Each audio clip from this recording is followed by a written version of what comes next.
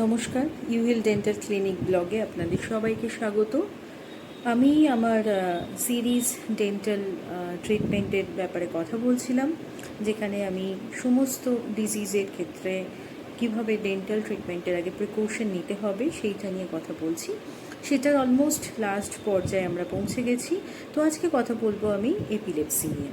Epilepsy একটা uncommon problem হলেও আমাদের কিন্তু যেহেতু স্ট্রেস বাড়ছে এবং আস্তে আস্তে কিন্তু দেখা যাচ্ছে এই রোগটাও কিন্তু ভীষণভাবে ছড়িয়ে পড়ছে। তাই যদি কোনো এপিলেপটিক পেশেন্ট থাকে যাদের রেগুলার সিজার হয় বা অফেন সিজার অ্যাটাক হয়ে থাকে, অবশ্যই আপনার ডেন্টিস্টকে ইনফর্ম করুন।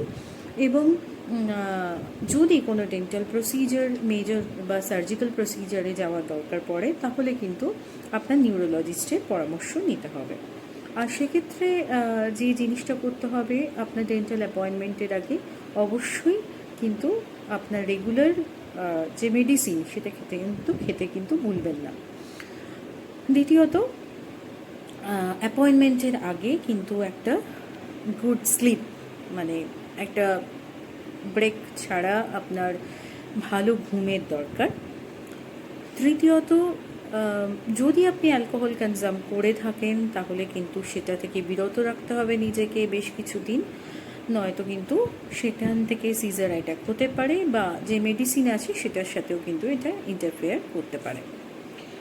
এছাড়া যখন আপনি অ্যাপয়েন্টমেন্ট নেবেন ডেন্টিস্টের, অবশ্যই সকালের দিকের অ্যাপয়েন্টমেন্ট নিন। আপনার স্ট্রেস ফ্রি যে সময়টা সেই টাইমের অ্যাপয়েন্টমেন্ট নিন এবং খুব শর্ট অ্যাপয়েন্টমেন্ট নেওয়ার চেষ্টা করবেন।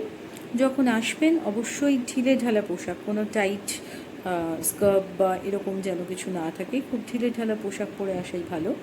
এবার আসি মেডিসিনের ক্ষেত্রে। নর্মাল অ্যান্টিবায়োটিক, যেখানে পেনিসিলিন বা এই জাতীয় জিনিস না খাওয়াই ভালো।